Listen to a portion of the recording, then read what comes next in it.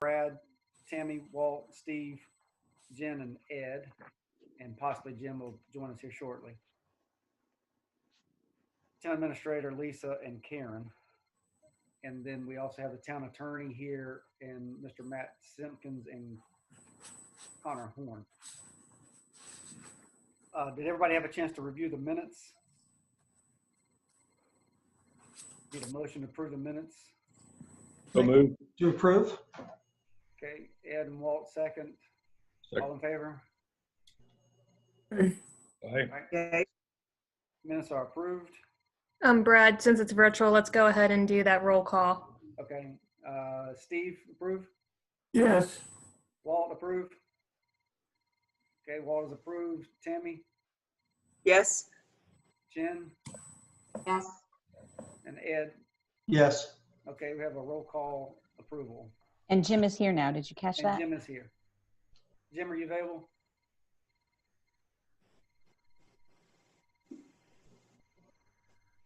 Okay, we got approval for the minutes. We'll roll through on the next piece. Let's see here.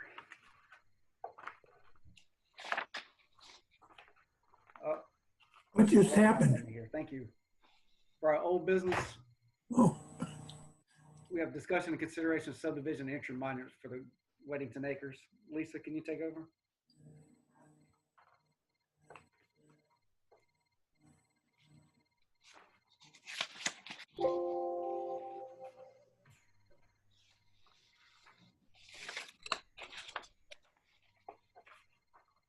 Lisa, you ready?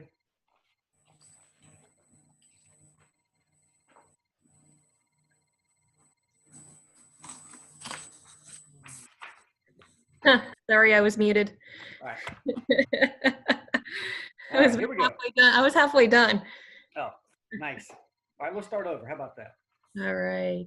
So you guys reviewed this at your last meeting, July 27th. You expressed concerns with the amount of traffic on Weddington Matthews Road and Antioch Church Road and being able to have 3 cars stack, not from the gate, but from the call box, and then having the ability for a second car to pass if someone gets stuck at the call box. So the applicant was able to amend the plan. In front of you is the Weddington Matthews Road site plan. The call box is located here on the screen. We have 21 feet from that call box, and we have 60 feet to the edge of pavement, which is back here. A typical parking spot is 9 by 20, so we have plenty of room to kind of maneuver and get 3 cars to stack right there. And then same for Antioch Church Road. Again, right here's your edge of pavement, and then 60 feet from this call box to the edge of pavement.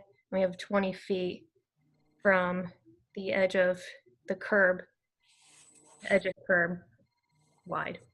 I'd be happy to answer any questions, and Weston Bowles and Connor Horn are on the Zoom call to answer any questions as well.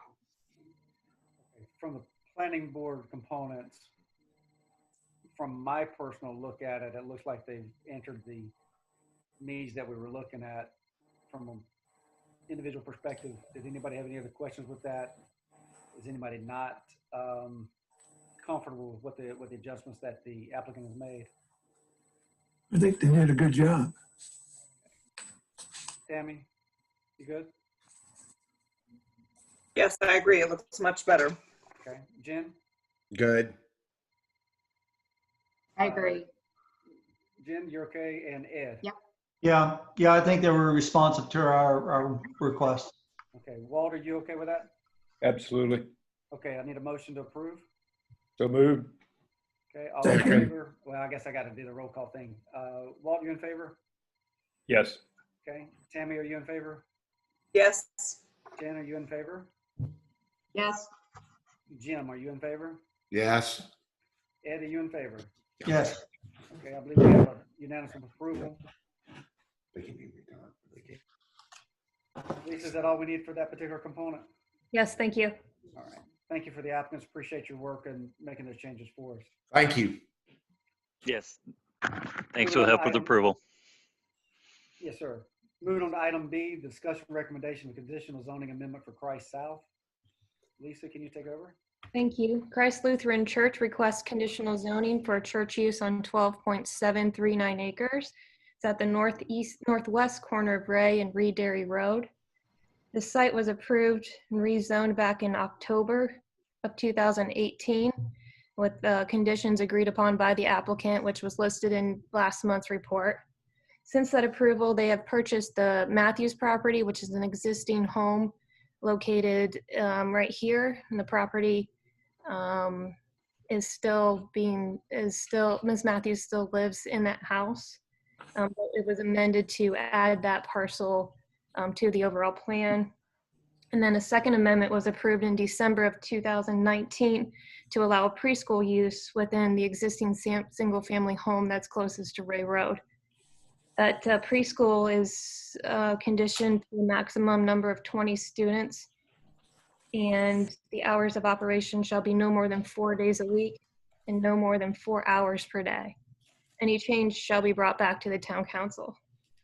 The applicant is now seeking an amendment to build phase 1, which includes, it's the shaded gray area on the screen.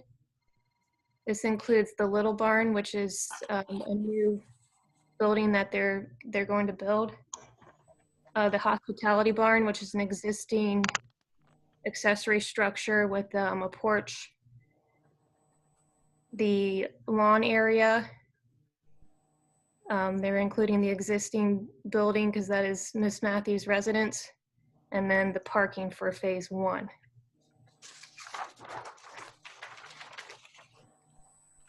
The parking was separated into sections, which avoids large expanses of asphalt, which our code talks about. Our code requires 4 seats in this, 4 seats in the sanctuary plus 1 space for each employee. So approximately 242 seats of 60 parking spaces are required and 66 spaces have been provided. They have a 50-foot screening buffer around the property, which is required by code. And then they have included their conceptual elevations. It has a fiber cement lap siding, wooden barn doors, overhead doors, and a metal roof. That screening, elevations, landscape plan, and signage will come back to you all through that design review board process during the construction plan phase. There's a few changes to the development standards, which I've listed in the staff report. And again, because this is a conditional zoning, we have to adopt that land use plan consistency statement, which I've highlighted also in the staff report. And with that, I am going to introduce Matt Simpkins with Christ Lutheran Church to kind of go over some history of why you're seeing this again and some of their future plans. Hey guys, nice to see everybody, even though it's not in real person. It's great to see you all, and again, thank you so much for the work that you do for all of us in the town of Weddington in general. It means a lot. Hey, talking to Lisa, it was kind of, we just realized we really need to kind of tell you a little bit of history because you saw us recently and you saw some different things. I think I called Lisa back. I'm glad you mentioned that. Yeah. So I called Lisa back in, I think it was like February or March when we were trying to be proactive right at the beginning of the pandemic. And said, hey, we're not going to be able to be back in the school. We're pretty sure this summer we won't be able to be there. And we're concerned that this fall we might not be able to be there because we meet in a school. And so I just said, what are some options? What can we do? What if we put up a tent, because surely this thing's going to be done by the summer and we can just, ride it out in a temporary structure. And she was trying to help us figure that out. And then we realized that the pandemic was going to last probably a whole lot longer than that. So we started thinking maybe something semi-permanent, so that, when ladies were walking into church, their high heels and whatnot wouldn't be sinking into, marshy grass underneath a tent. And what we didn't do was that we didn't change our timeline. we kind of kept the same timeline. And as we were thinking, oh my gosh, we really need to re-sort out what we're doing, we kept that almost temporary use permit tent-based timeline. And so the reason that you're seeing all this is that I kind of brought my team together and said, we have to take a timeout.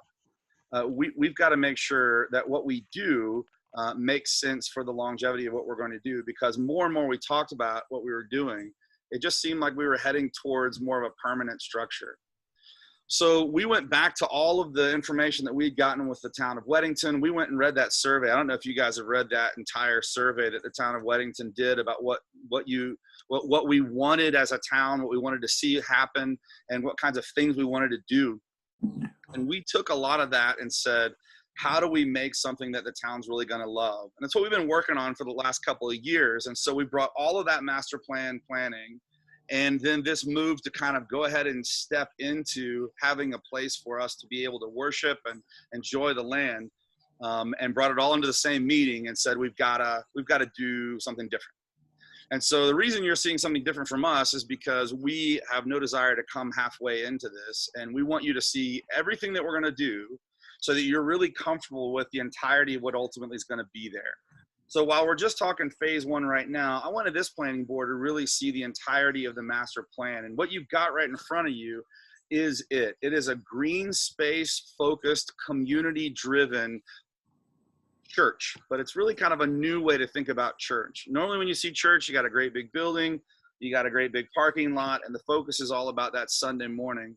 We'd like to figure out possibilities to meet people throughout the week in lots of different ways and make this a space that Weddington wants. We heard over and over again, you wanted community space, you wanted green space, you wanted a place to be able to take your family, like a park.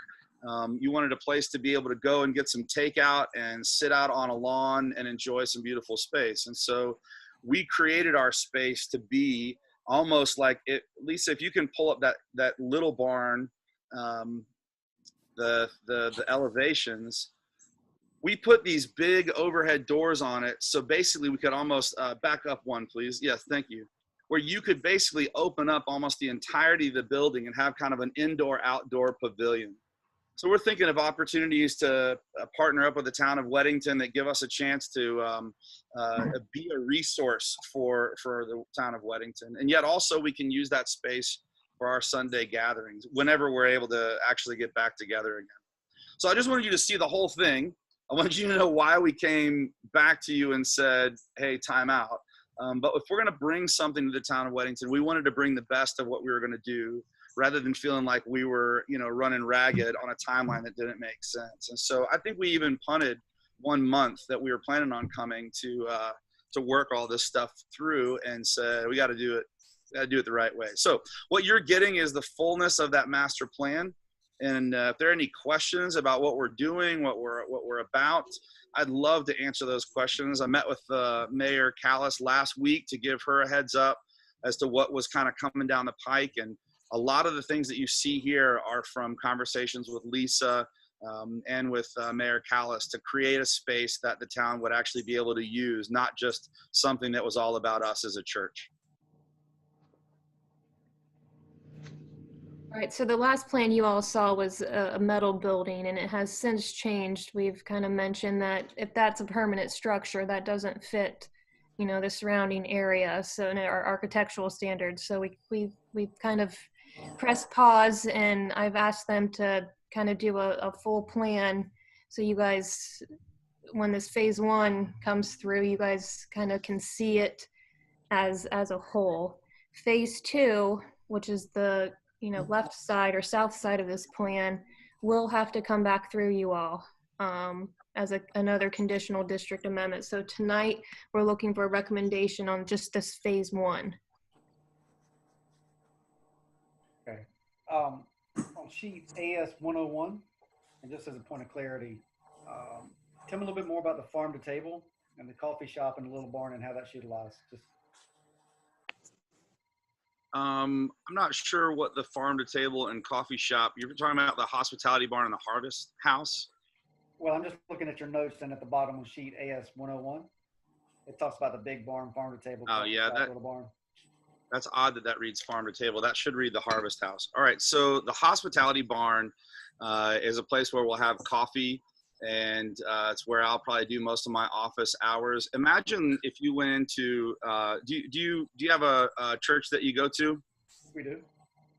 All right, so like which one is it? Weddington, United Methodist. Awesome. All right. So when you walk in, you might have like the lobby and the gathering space and some coffee area for people to gather. And then you'd have the sanctuary. It would be somewhat attached. I've not been in the building, but I'm guessing that's a similar setup, right? Similar setup.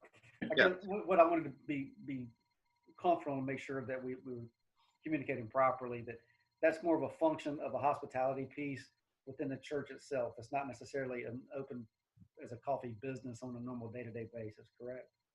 No, it's not. I mean, like the goal is not to create a Starbucks. Right, exactly. I just want to be sure. The goal is that we have a place to meet people all week long. Right. Exactly. So like I'm certain that we're going to serve coffee every single day because I drink a lot of coffee. You know, and if I'm serving office hours there, that's where we'll be, and that would be a great gathering space for people to come and enjoy that space. So I certainly don't want to hide that. I don't think it's just going to be a Sunday morning thing. That would be like where our church office would kind of live, if that makes sense. We've got an office space right now, but you know, that would be a much more exciting place to meet people, sit out on the deck and some high top tables and have conversations. So certainly we're going to have coffee there all week, but we're not opening a Starbucks. Well, exactly. I just want to be clear. We're not operating a business within the confines of what we're trying to do here. From the other board members, what are your comments or concerns, if any? Are these existing buildings? Oh, I'm sorry. Let me do this a little bit different here. Steve, go ahead if you will, and I'll run down the roll call. Okay, are these existing buildings? Are they new? Yes, Steve. The only building that's not existing is the little barn, which you've got elevations for. The rest are all on the property already. The big barn that would come in phase 2 is still to be determined on how that looks and is used, and we'll come back to this group when we're positive what that looks like. Thank you. Walt, any concerns, questions? I just want to know where the place that Ms. Matthews lives, that is until she moves or passes on, and then you're going to reconvert that or move it around or take it down. What are you going to do with that one? So Miss Matthews is she's actually found a place to live, but since COVID, all of that moving has gotten, really paused. Miss Matthews is such a valuable part of this community. She's going to stay in that house until she wants to go. We love her, and she's obviously an icon in the area. If you know the Reed family at all, you know about Miss Dot. So we're very patient with her, and when she's ready to go, and I know she's ready to go, but just can't right now. But when she's ready, we'll reevaluate that house's use. I mean, right now it's all under church use. So the things that we're doing in that house still fall in line with what we're doing. Eventually, we'll probably take that house down. As you see in the master plan, we'd love to be able to grow that school at some point. I don't think it would be a full-on school. It really serves, if you're not familiar with what Thrive does, it serves the autistic, Down syndrome, and other exceptional children in our community, places that they don't get to go to other places. And so we said we wanted to create a space on our church where we would love those who don't have a school and don't have teachers that can work with them as well. So that eventually will be where that Thrive will live, is right around house number 3. Okay, that was my question about that particular area. Thank you. Jim? No, I think he explained about the coffee. It's not really like a Starbucks, and it's not really the people that are commuting on Ray Road are going to pop in there for a latte. It's more like, I would assume, for church members and people that would have not business with the church, although I guess it's business with the church, right? It's sort of a secondary hospitality facility for the parishioners, etc. Yeah, I would assume that if parishioners have friends that want to drop in and grab a coffee with them, they'll do that. I would assume that if I serve office hours there, that there may be some people that pop in off Ray Road and I pour them a latte. But again, we're not trying to open up a Starbucks. We're trying to create a space for, interaction with the congregation and the community. Okay. I can work with Matt on changing the term of that as from coffee shop to something. Yeah, that may create a problem, just the terminology, but obviously it's a ministry of the church, and I think that's a wonderful thing. I just don't want to get a confusion level in any point. I want to be clear that that's more of a ministry piece of it. It's not necessarily a quote unquote business. Well, this is Ed. I'd like to clarify that this is absolutely not a retail store. Correct. Right. Not that it's not like it could be. It is not a retail store. Is that correct?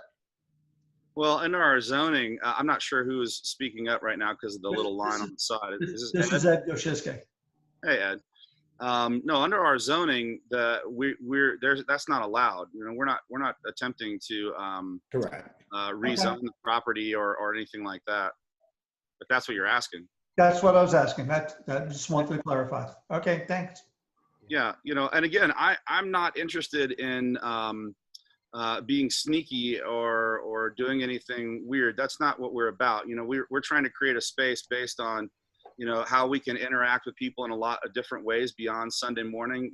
I've introduced this concept to you guys and to the board for the last few years that this is a different concept for a church. It's going to look different, and I want this board to be well aware that it's not a church in a steeple in a giant parking lot that's only active on Sundays. I mean, this is a different concept of meeting people throughout the week in different ways and having lots of portals of entry into Christian community and deeper relationship with Jesus, which is my whole job. And especially in a world where the church is changing and largely seen as irrelevant, we are going to go about it in a different way. And so we're not opening a Starbucks. Yep. Absolutely not. I just want to be, just so you understand what some of the thought process is in previous discussions, let's call it, not with this specific property, with other properties, others have led people to believe certain things that did not turn out to be the case. And so the board has just been a little bit more careful now of how things are done. So it really doesn't have any impact upon you specifically. We just want to gain clarity that exactly what it is and it's not. And you've been very good with answering those questions. And I appreciate that. But at the same time, the board wants to be very direct and make sure we're all on the same page of what is and is not allowed. And obviously you have a good, clear understanding of that, and we appreciate that. Yeah, if you're looking for the question to be answered, is this an outward facing coffee shop? No. This is a place where people can grab coffee as part of our community, or folks that are interested in being part of the community, or maybe they drop their kids off at Thrive and they want to go sit and grab a cup of coffee while their kids are in school and do some of their work, just like they would in our church lobby. We have a campus off Providence Road that has something called Cornerstone Cafe, and we serve coffee, and there's tables there and high-speed internet for people to use, and that's a great way to interact with the community. So it's not really any different than that. It's just not attached to our little barn because, frankly, we want to make use of what's already there and be good stewards of the finances that are not as readily available these days as they were some years ago. Lisa, we may want to work on terminology with that particular component, because that may create an issue, just the terminology, not the concept, but the terminology. Well, we're glad to remove coffee shop off of that plan. When we went through this the first time, our architects, I think, labeled that as coffee shop, and we asked them to relabel it as a hospitality barn, and it looks like they just didn't change that part on the bottom. So if there's an issue with that, we're happy to put, instead of coffee shop down there, and farm to table, which the goal with that is that Harvest House is a place where we'll use the vegetable gardens to make food boxes and think of like a community garden. It's just sort of a way for us to have the ability to send that stuff from farm to people's tables. So Tammy and Jim, do you guys have any concerns, or has that alleviated those concerns? I have questions, and it's specific to the impervious surface, because it's hard for me to tell from this, but that's always a concern that I have when I see paving going in and or needed for parking spaces, although I see that you have some pictures that would indicate that you're using some alternative approaches to that. But can you speak to that at all? Because it's difficult for me to tell from this plan exactly what is going to be an impervious surface, because I know it's not everything in white. And I guess that would be my concern as this is moving forward. The amount of water that's going to be shed is very significant. And where's that water going? Because the retention not look, you know, from what I'm seeing based upon the amount of volume is nowhere near appropriate to address that. So can you speak to that? Sure. Yeah. So we are looking at alternative ways to have water work here. I think if you scroll up, you can see what those kind of look like. Maybe you have that already. We're looking at a couple of styles of parking, not that far, Lisa, just the parking pictures. Looking at some places to keep it as green as possible. One of the folks that's on our board, Tammy, one of the folks that's on our board is John Dunlap, who's the Walden HOA president, which is the subdivision that is the L back behind our property. And early on, one of the questions that they had was, what were the possibilities of us if we have runoff, because it runs right through the middle of that property, to go into a retention pond that they could actually use to pump that water into their own ponds and other sources. And so he's actually on our board, and I was hoping he'd be in this meeting tonight, but I guess he was unavailable, to make sure that we have all of those pieces put together. And I know our civil folks are working to make sure that that all works right, but we're trying to stay as green as possible and make sure that we don't have that impervious surface exceed what it needs to, what it's supposed to via zoning. Again, all of this is written down, so we don't really have to make a decision about whether or not we stick to it. That's just part of the deal. We know what the zoning says about how we have to do it, and we're sticking to that. Yep, Tammy, that was one of my concerns with everything so spread out. We have to get everything to flow to this low point, which is their detention pond over here. So anything over 20,000 square feet of impervious has to have a flood study. We'll get with their calculations, and they'll have to fully design a detention pond, erosion control plans, and all that through that construction. So, and Lisa, at what point in the process does that take place? Because I mean, obviously they're spending a huge amount of time on this plan, and I'm trying to understand, when does that take place? Because, you know, it's a critical component. yeah, so we'll have to do a calculation on this parking area, and they'll have to show us the numbers that this, if this is truly impervious. Right now, gravel is not. So any additional gravel is included as impervious. So this is an existing building. This is existing. I'm just talking phase one. They're gonna have to grade this entire lawn area, little barn area, and this parking area. They're gonna try to save those big oak trees out there. We gotta get the water to get to this low spot. And Lisa, can you clarify, did you say that gravel is or is not considered impervious? Is not impervious. Okay, thank you.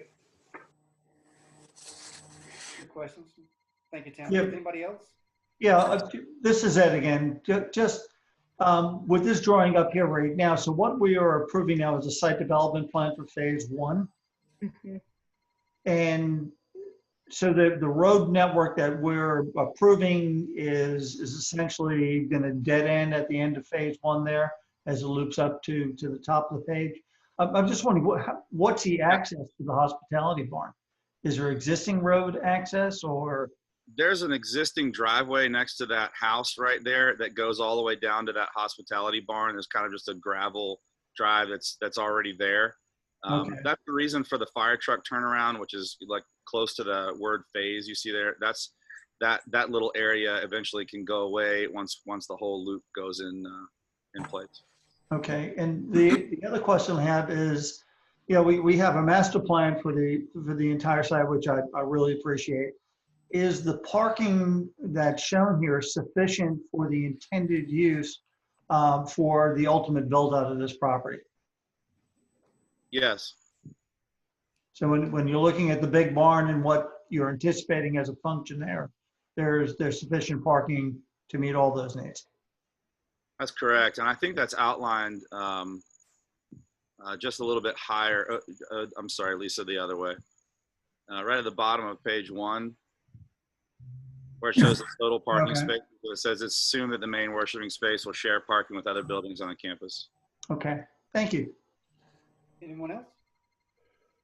I have a quick question. Most of the questions were already answered, Tammy. You basically asked exactly what I was going to ask with the water runoff. My only other question is, do you have an estimated timeline as far as, I mean, that project looks pretty extensive. Do you have an estimated timeline as far as completion? And are you going to start, obviously phase 1 is phase 1, but is there phases within phase 1 to kind of gradually, or is it going to look like it's because there is a lot of landscaping, a lot of grading. Just curious to see what that corner area is going to look like for how long.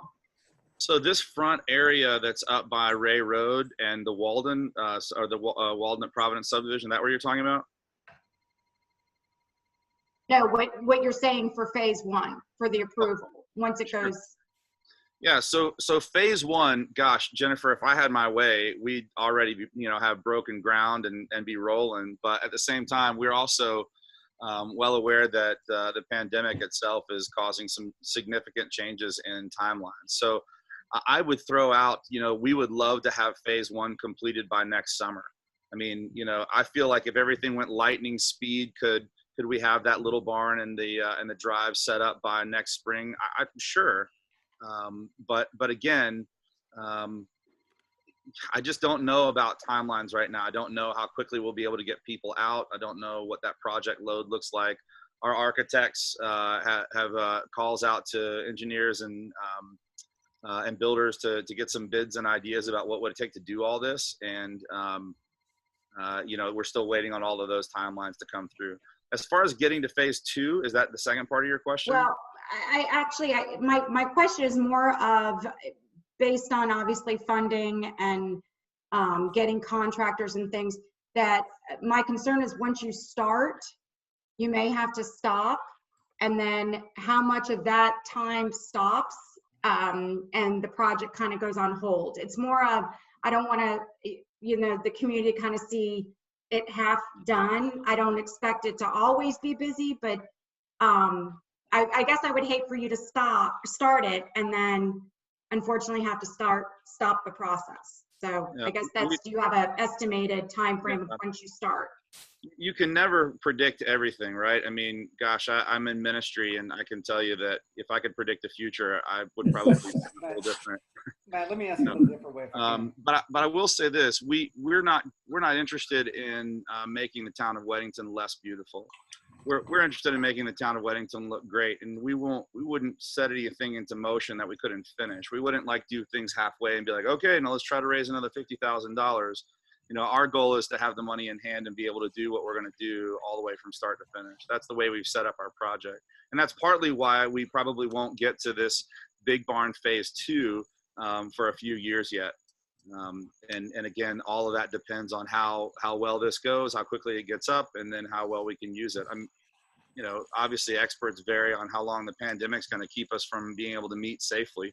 But I think even when we can meet safely, the post-traumatic stress from not being able to meet and having gone through a pandemic is going to change things too for us. So we're not rushing, but we're also not going to start it and not finish it.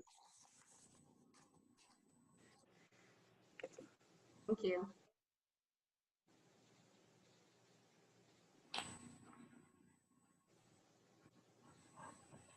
Brad, when you're ready for the vote, we'll need a vote for a recommendation and to adopt that land use plan consistency statement. Brad's muted. Can I ask one more question? This is Tammy. Yes, Tammy, please. There's no north, south, east, west orientation on this? Is the top of the page north on this? Or can you just? The top of the page is roughly west. Okay. So I don't know I think I was muted for a minute. So Matt, this is Brad again. to follow up with Jen's concern, and I think we're all about the same piece. The objective is you're not going to start the project. You can have enough funds in hand guaranteed you can complete phase one. Is that correct? Yeah, that's the plan. I think the things that if you look at that phase one, there are some things that, we probably will try to do as a congregation. Like you see the wedding in the woods. It's basically like kind of some wood benches in the woods, kind of amongst the trees, or we could have a little outdoor worship space for small weddings. I think the playground that's in between. Some of these are depending on how big or small we're gonna make them, right? So the playground would be on that lawn. That's probably one of the variables, but for all intents and purposes of what you guys are looking at, the answer is yes, Brad. We will seek to have all those funds in hand and then begin breaking ground. Okay. If all questions have been answered, Lisa, again, we need to accept the statement prior to the vote, correct? So that way it's attached to that? You can do it at the same time, up to y'all. Okay. So if everybody's comfortable, can I have a motion, please?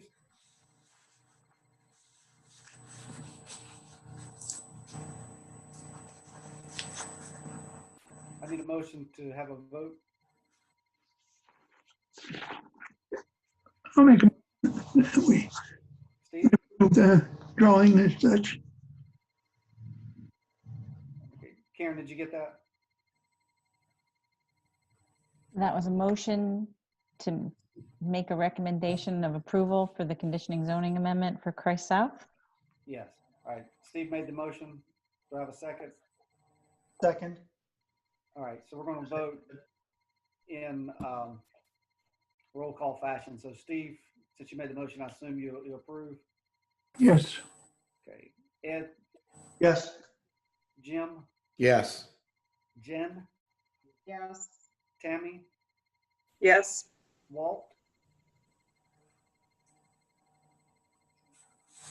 Walt, are you still there? Walt's muted. Okay. Let's Yes. Scroll down and find Walt here. Walt, do you approve? Yes. Okay, great. All in favor, as everybody's approved, motion passes. Then we'll need a second motion to adopt the land use plan consistency statement. Walt, would you make that motion, please? So moved. Okay, let's go back down the same roll call. Second. All right. So Second. Steve seconds and he approves. Walt made the motion, so he approves. Tammy? Yes. Jen? Yes. Ed? Yes. Jim? Yes. Okay, all in favor, and everybody voted on the affirmative. Thank you. Lisa, is anything else we need to address with this particular applicant? That's it. We'll get the coffee shop terminology settled and we're good. Great. Matt, I appreciate your time. Thank you very much. Thank you, guys. Thank you all so much for the work that you do and for keeping this whole thing all running in the right direction. You all are always underappreciated, and appreciate you. Thank you. Thank you, sir. Well, Thanks, Matt. All right. And Matt, Thanks, I Matt. think it's a very interesting concept that you're pushing here.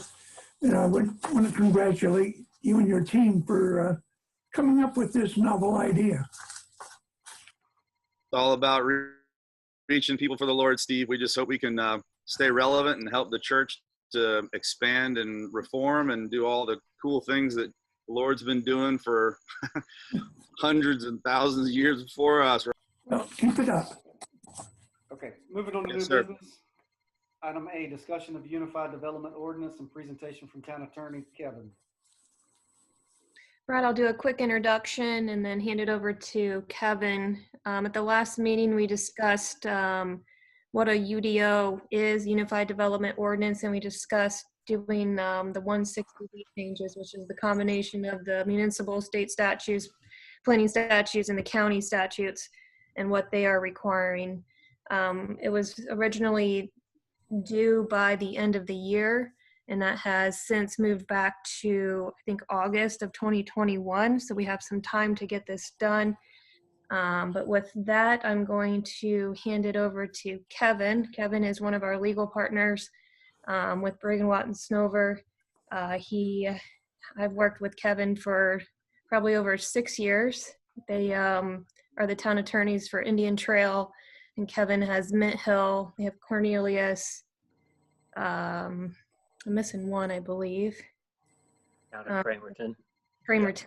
But Kevin is a land use plan guru, so we're in good hands here. And with that, I'll turn it over. Thank you, Lisa. Good evening, everybody.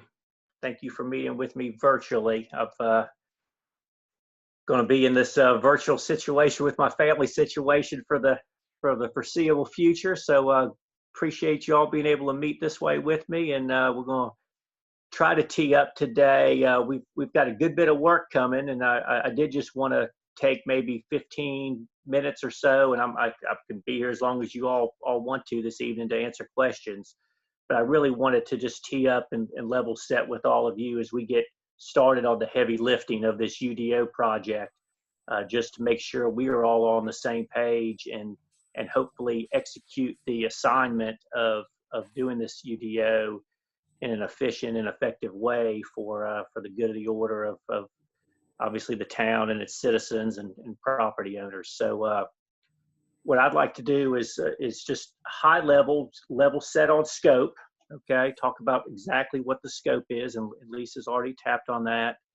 Review what changes we are planning to make as part of this UDO exercise, and then spend a good bit of time going over just what the timeline is that at least I'd like to think we can go ahead and get this finished with you. And I may have just skipped over number 3 going real quick. I'll give you a brief overview of what the whole ordinance will look like in a few pages instead of the 300 pages that I'm about to send you in a few days.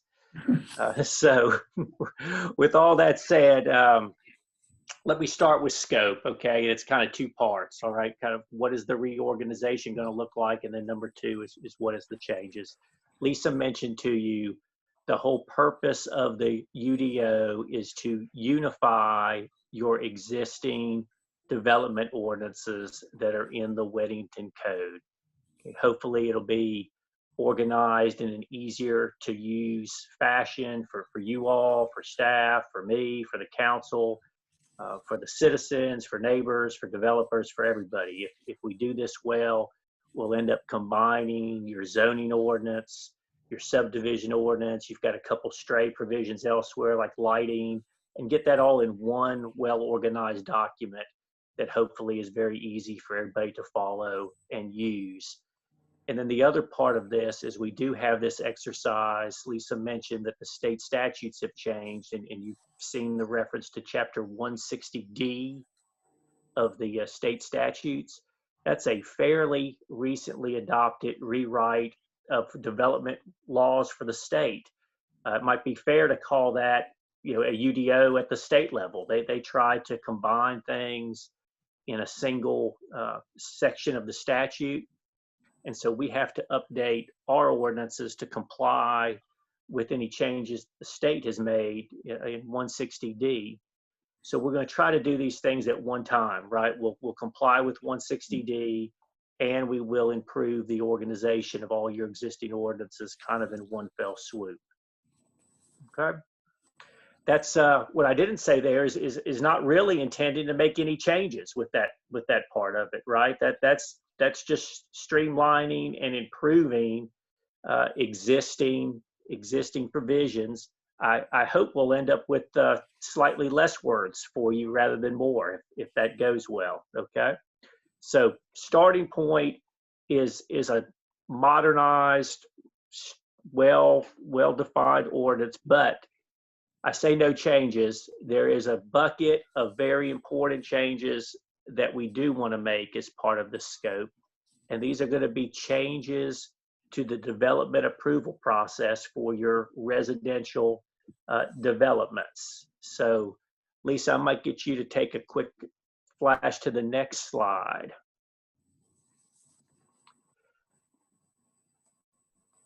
So what Lisa has pulled together here is a little bit of a picture of what we'll end up saying in words in the ordinance is the process that would be proposed for the conservation development residential subdivisions.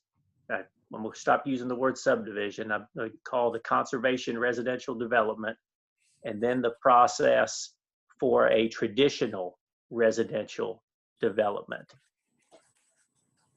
You'll see the steps are close to the same of what you have now, but what we're trying to do is to move the elected officials' review and decision process early in the process, and that will mean you all will be early in the process, where the site-specific development plan is reviewed and approved by the town board.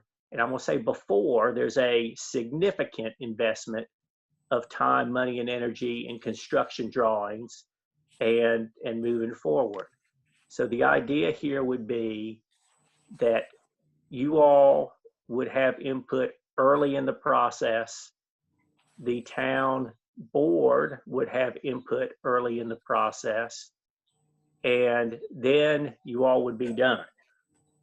And that the steps that are really just executing the approved plan would just be handled as an administrative matter by staff, which includes, of course, confirming compliance with what's been approved by the town board. But the idea would be to never put the town board in the position, or you all for that matter, in the position of reviewing and taking time and energy on things that you don't really have any input at all to do. I would like to not to have to ever say to you all, well, you have to do this. There's no point in reviewing this. It has to be approved because it meets all the pre-existing ordinance requirements. We want to move these touches in the public process to the beginning of the development process. And the correct label for that type of process is called conditional zoning, where you would ask folks to do a rezoning from the underlying residential district that presumably would allow at some level the traditional development, if they want to do that. But if they want to do the conservation development where they have smaller lots and conserved open space, that would be of importance enough for you folks to really study it and get the public involved and get neighbors involved and go through the conditional zoning process for all conservation development. And then similarly, for the traditional development, we had some discussion at our work sessions with the town board about what size of development was big enough to trigger a conditional zoning process. We spoke about and kind of at least tentatively settled on the idea of 10 or more lots would go through a conditional zoning process. Again, that would be subject to your review and recommendation, and ultimately the town board working collaboratively with the developer to vote up or down on the developer's plan. But that under 10 would be handled administratively and quote by right for the terminology that equals administrative. So these process changes will also be included in the scope of this UDO project. So to recap that whole introduction, what this scope should be is existing ordinances, well organized, consistent with 160D, plus these process changes, moving the reviews earlier into the overall development process and eliminating reviews at the back end of the development process when decisions have in effect been committed to. So I think I will pause there. There may very well be questions over that. That's a quick rundown. We spent 2 work sessions with the town, town council going over all that. So, and I would, if you're certainly welcome to go. At least I think there's video of that, right? And some materials if people wanted to see that. But let me pause there if you have any questions for Lisa or myself. I'll leave the board to ask any questions. Yeah, this is Ed Goshiske. Just so I understand, so onto this new UDO, if a developer owns a 50-acre parcel and wants to do 1-acre zoning, they would still have to go through a conditional rezone process? And- Yes, sir. and okay. And that's different from today? So today, this is an area that I find a little confusing in your ordinance.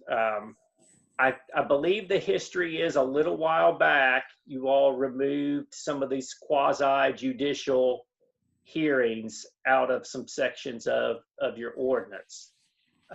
Right now, you all have multiple steps where you all or the town board has reviews that are not called conditional zoning. They're not really called anything. And so I would think in a lot of cases, I'm going to give you some legal thoughts on the fly, is I would think if we ever got in a legal dispute off a current approval, one of the things that would be disputed is, well, what process were you all using? Okay, because it's not very clear in our ordinance whether we're intending to use an administrative process, a quasi-judicial process. I think the intent is no, we're not intending to use quasi-judicial. And then conditional zoning. And so, for example, when you all are looking at construction plans right now, and Lisa, just check me and make sure I'm not missing terminology here, but you know, as it stands right now, you all might look at construction plans, and I would describe that review as administrative in the sense that there's really nothing discretionary. There's not supposed to be public input. There's not supposed to be a lobbying effort to the elected officials on it. So in that sense, it's not legislative, and it's more administrative. If the rules are followed, they should be approved. But we still are asking the legislative body to look at those, still asking you all to make recommendations when, again, I think in the end, there's nothing to do there except to confirm whether it complies with the existing rules or not. And so my perspective on it is, from working at other places, that you all have some extra touches in the process that are not labeled clearly as to what process we're intending to go through. So again, my goal here, both for ease of review and I hope it'll be a win-win for neighbors, citizens, and all of you, and it also happens to be good law, to have a clearly legislative rezoning process that's for sure allowed at the front end, and an administrative process at the back end. And just to add to that point, one of the little details in 160D that is new is it actually says that the subdivision plat exercise of dividing property into multiple lots. And again, I'm not talking about allowing a development in the first place or the zoning to allow a certain type or style or density of development, but the mechanics of the plat approval, okay? That includes confirming that you're in compliance with zoning. The statute actually says that has to be administrative if it's handled by staff, or quasi-judicial, which means the little mini trial with sworn testimony, if it's handled by the elected officials. So I think the idea would be that let's have the town board make legislative decisions.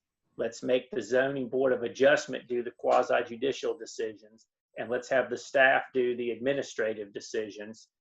And then let's make the policy decision. And this is this is why I had the work sessions with the town board, so we were crystal clear on where we wanted to go with this, is let's make a policy decision about what types of development have a big enough impact on the community and neighbors where we are willing to, and feel like it's appropriate to have a development go through this more robust conditional zoning process with public input, with y'all's recommendations, with staff input, and that we draw a line for things that fall into that category, and then things that do not fall into that category end up being by right or administrative. And so the discussion fell to 10 or more lots, and I like 10 or more lots. I think it, I mean, I'm certainly comfortable with that. I'd be comfortable with it being a little bit lower. If you want, somebody want to end up going to 8 or 6, the lowest I know of anybody in the state is 4. You know, there'd be other ways to do it. You could do a density type thing of if half-acre lots or acre lots are allowed by right. But you know, 10's a approximately good number. Where I think you can feel comfortable that your set rules in advance are very likely to cover any of the town's concerns or neighbor concerns. But again, that's the whole idea there is to get some universe that's by right, another universe that's conditional zoning, and really that's it. Okay, I got it, and I agree that, yeah, we should not be, as part of a site development plan, reviewing detailed landscape drawings and site distances of headlights and I've seen details in other municipalities where they just drill into all this little detail at a very early phase. So yeah, I'm good with this. Thank you. Very good. I do think, you know, look, I've worked with private sector folks. I've been on the presenting side to municipalities, and you know, we represent, you know, five municipal governments now. And look, if done well, what you'll see is you'll really increase your chances of a very cooperative process between you all, neighbors, and property owners, if you can kind of get to things early. I mean, you can tell people no early before they've got a lot of time and money invested. If it's something that's just not making good sense to you, it's sure better to say no early in the process than late after somebody's, you know, invested 6 figures worth of money on it. And then just going the other way with it, if you've got a good process in place that folks are used to, and the private sector is used to this, if it's early enough in the process, I think you'll get really good dialogue, and the best developers will go to a good bit of effort to have good community meetings. And you'll hear a developer's attorney speaking a lot like I'm speaking to you about trying to find win-win-wins and find ways the best they can to meet the town's plans, the neighbors' concerns, and develop the property in a fair way conducive with, you know, individual property rights. So I'm recommending something that I feel like can definitely be the win-win-win. All right, thank you. Okay. All right. So again, scope will be reorganized, make easier to follow, implement these process changes. Anybody else? Supposed to be in our handout? I'm sorry? The screen we're looking at, is that supposed to be in our handout? It's Lisa, not. It's not. I can send it to you, Steve. I'd like to see it. I think it looks very interesting. Will do. Thank you. Anyone else have any questions for Kevin? All right. Well, Lisa, let's go to the next slide, and we'll do just a quick touch on the kind of what this ordinance will look like, and then kind of go over this development schedule, the adoption of the ordinance schedule.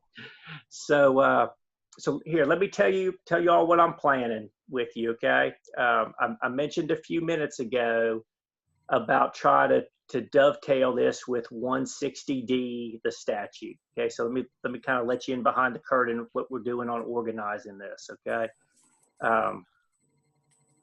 160D has 14 separate articles and sections in it. Okay, the state legislature decided to set it up that way, so it's a whole chapter, and they got basically 14 big sections. Okay. And I'm thinking I'm gonna pat myself on the back and Lisa on the back. I'm hoping that this idea is going to be a really smart one. We want to organize, what you're going to see is a UDO organized in exactly the same fashion as the state statute. Okay, so do I think the state statute is perfect? Not really, right? But it's a really well done. I mean, it is pretty well done. It reads pretty well. It was written by, it's actually written by mostly by some land use attorneys and folks at the School of Government at Chapel Hill, working with legislative staffs. So it had a lot of statewide input. So my thought is we take the structure that the state has already set up and we track it here. And so what that should do is it's got some sense already because somebody else thought about it that seems to be working okay. But the other thing I like long term is that if the state makes changes to the statutes, we'll be able to easily cross-reference into ours when we need to make changes. And back the other direction, if we have some changes we want to make, it should be super easy to do the work that I do behind the scenes with ordinance changes. Is it still in compliance with state statute? What do we need to do? So I think that will help us down the road. So I need to share that with you because let me run through this overall schedule here with you because you're going to see me referencing articles 1 through 14, and that's how I came up with 14. It wasn't my idea. It's what the state statutes are doing, okay? So here's what we've got. We have had 2 work sessions with the elected officials just to be sure of the scope, right? Just to make sure we're all together there, all right? And what I intend to get you by the end of the month, September 1st, is a first draft of Articles 1 through 6 of this UDO, all right? And then during September, I am going to start working on Articles 7 through 9 while you all are reviewing 1 through 6. And then we'll line up your work session, your meeting at the end of next month that you all can go over 1 through 6 and have, we'll have to work out how I'm assuming you may submit some comments and questions in advance of the meeting to Lisa and kind of work with her on pulling together an agenda. And then we'll start staggering this. Okay. So you'll do 1 through 6 in September. Then you'll get 7 through 9. And you'll tag 7 through 9 at your October meeting. Okay. And this is the fastest track. It's possible, I think, that will be sufficient for you. I think it's possible. And when you actually look at the articles, you'll see why I'm saying I think 10 through 14 is going to be a nothing. It's just going to be existing stuff that you all will not end up feeling like you need to take much time on. So my fast track plan is to stagger these meetings with you and give you kind of a portion and then another portion to review, and that we circle up and you all get the next set coming in, and I'll go back and make revisions. And then we'll end up in the end with a clean final draft that is ready for a public comment period. Elected officials can look at it. We can kind of have that out in the public space for a little while, kind of over the holiday time or in November and December. Now, having said all that, that is super ambitious, okay? And while the scope is really, I think, something that's etched in stone for all of us, that we need to execute that scope, I think the schedule, we have a little bit of flexibility on, that if you all get this first batch and say, Kevin, this is silly, this is way too much, it's more than we can get digested in this time schedule. I mean, Lisa, my sense is we could, if we need to take more time than this to do it, we can do it. Whether you all want to add some extra work sessions, whether we want to build in some extra time if need be, I think we can. I would say for myself, my goal would be to not rush it so much. I mean, I would really like you all to unanimously be very comfortable with this, right? My goal would be a unanimous vote and recommendation that you all feel like you've understood it, that you've had a meaningful chance to give input, and that the final draft product that goes into the public space, that you all feel really good, that you've had your fingers on that you understand what it is. And if people ask you questions, that you all feel very comfortable answering them, and that you all really feel like, I mean, I want it to be a real recommendation. Let's put it that way. I think that's got to be real important that you all take, you know, a reasonable amount of time to work through this with us. And Kevin, so, my first thought about it is that's a pretty ambitious plan. I know how long it took us to go through the land use plan, I understand. and that was a pretty arduous task to go through there. And obviously, part of that is kind of streamlining, I'm going to use that terminology, within the Unified Development Ordinance to get to that. And I think because of we have a lot more restrictive covenants here, let's call it, use that terminology, than some of the other towns, such as Charlotte or Mint Hill or some of the other towns. And so although the baseline and the scopes there, the actual details is going to be, from my perspective, is going to be a lot more arduous to go through to be sure we covered all of our specificity here for our unique situation. So I understand that. Now, let me share one more detail, and that question and comment is very aligned with what the elected officials were saying, by the way. Let me share with you what I am intending to send you later this week. Okay. Okay. What I have done already is I have taken 160D, the North Carolina General Statute, with its 14 articles, and I have gone through your zoning ordinance section by section and have done a cut and paste of every section in your zoning ordinance and just copied it verbatim with no changes, okay, into the appropriate section in 160D. Okay. And so if this were a sculpture, that would be like the big rock of granite that we're starting with. Okay. Is that I've got all the state statute and I have all of your development ordinances, right? Now this would completely flunk the idea of it being streamlined, right? This is maximum number of words, right? Every state statute word, every word verbatim with no change. Okay, so you know I've not changed anything yet, right? And I'm going to send that to you. And folks, it's going to be like between 300 and 400 pages. Okay, so just to pause for a minute over like how on one hand that this could be hard. All right.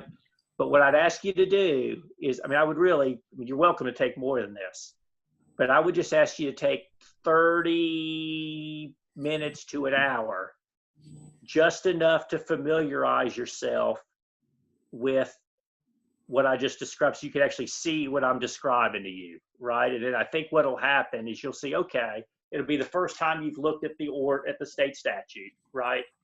And you'll see that in one color. And then you'll see highlighted your ordinance in it, and just enough to convince yourself that I've done what I'm telling you I'm going to do, and you can kind of understand that starting point.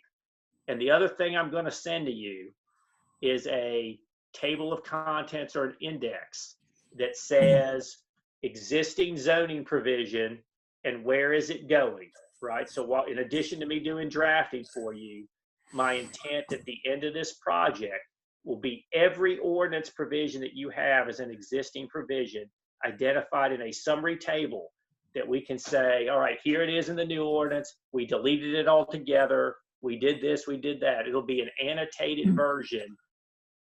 So you'll have a cheat sheet to say, what did we do with such and such? Okay. It's right here. And so I am absolutely willing to pump the brakes on this and have this take, I'll say double the amount of time. I think our firm deadline is, I do think we need this done by next July 1. So at some level, I think we need to have enough meetings to make that happen. What I would just say is, why don't you take a look at this first pass and let's just see what Articles 1 and 6 look like. I probably have a higher degree of confidence than anybody else at this point of the ability to make this simple because I've spent the most time with it. But there's no reason in the world that you all should should think that right now. You absolutely should say that. And again, I'm really not trying to rush you. I'm just saying, I don't think it's ridiculous when you actually see it, because if I do it right, I'm not going to do a bunch of micro line by line changes. My intent would be existing language is okay. Existing language can be replaced with a reference to the state statute that says just follow state statute such and such. Or some things we throw away and say we don't need them anymore. Like, let's replace any of these stray references about, construction drawing, things at the council level, and just get rid of it altogether. So I would just, I am hearing you loud and clear that this may be way too ambitious given the volume. But I guess I'll also say, keep an open mind when you see it, and let's see whether the task is perhaps a little less over the top than we might think. I'm gonna share this with you too. And again, I've got kind of an advantage here in handicapping this because I've read that 160D. The one that's going to take more time is the Article 7 through 9 section of this. Just when we get into that's the zoning. That's where all the details are. And I almost in my first draft had double sessions for 7 and 9 lined up out of the sheet. So my betting odds for you is that 10 to 14 will take very little of your time. 1 through 6 will be a good test drive, and 7 through 9 is going to be the heavy lift. And if we expand in extra time, I can almost assure you it's going to be, if not 2 sessions, I mean, it might be 4 sessions on 7 through 9. That's the answer to your question. Hey, we've got a lot of details in the zoning that we want to make sure is in. That's put a little star by 7 through 9 because that's where it's all going to show up.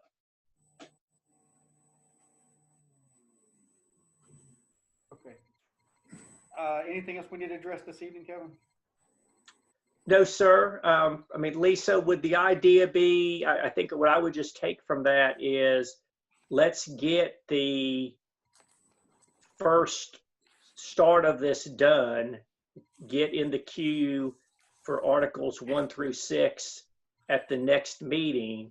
And I would say, let's just plan at the end of that, in addition to review and comment on that, let's just revisit this schedule at that meeting. And I would say you all provide comments and let's go ahead and make modifications to this at the end of the next meeting if we feel like we need to. I think that should just be part. All I would take is, let's just add that to the agenda for the next meeting, is a revisit of this slide and schedule. Okay. All right. Lisa, anything else we need to address for that? No, and I plan, if the meeting's light, if I see that the meeting's a light agenda, we'll try to do this work. Plan on an hour and a half, over the next couple of months, working just on this. If we have a heavy agenda, we'll schedule some work session meetings. Okay. All right. Kevin, I appreciate your time this evening. Thank you very much. Yeah, thank you all very much. And please, I was gonna say, definitely keep speaking up as we get through this, and let's, on these first touches, let's fine tune this and do this in a way that makes good sense for everybody as we go along. I sure appreciate it. And I'm looking forward to working with all of you. Okay. Thank you, Kevin. Lisa? Yes, sir. Walt? Did you have a question, Walt? Oh, I thought somebody else had a question. Yeah, he's muted. Walt, you're muted. There you go. Good now? Yep. Okay, can we get a copy of these slides? Because this is a great, it's a great map. Absolutely. Thank you. All right, moving on to item number 6, update from town planner, report from August town council meeting. I don't have much. The council formed a alliance. It's called the Western Union County Alliance, Western Union County Municipal Alliance. It is a group of officials from Mineral Springs, Wesley Chapel, Marvin, Stallings, and Weddington. And it's a group that hopes to kind of advocate for our mutual interest in Western Union County and our goals, and kind of help communicate that to state or county officials. The council feels like as the municipalities could work better as a group than they do individually on their communication with the county and the town's interest and even educate and inform our residents regarding any concerns or issues. So they met for the first time last week and came up with a meeting schedule and a mission statement. And we look forward to getting some of that stuff out to you all. We'll have representatives present to that board, and then that group can bring back any ideas back to their councils, and then hopefully we have a united voice when we're speaking to the county or any state officials. I think one of the first topics with the county is going to be ETJ. That's a extraterrestrial jurisdiction for us to have zoning kind of outside of our town limits. We've had a lot of, I think we had 7 rezonings just right around Weddington's borders that tripled, quadrupled density more than what we would approve. So that's one of their first topics of discussion. But I'm sure they'll be pulling and asking you all questions and having you all attend some of those meetings. But we look forward to working with that group. That's all I have. What'd you call that group again? Western Union Municipal Alliance, WUMA. Thank you. All right. Any questions and comments from our planning board members?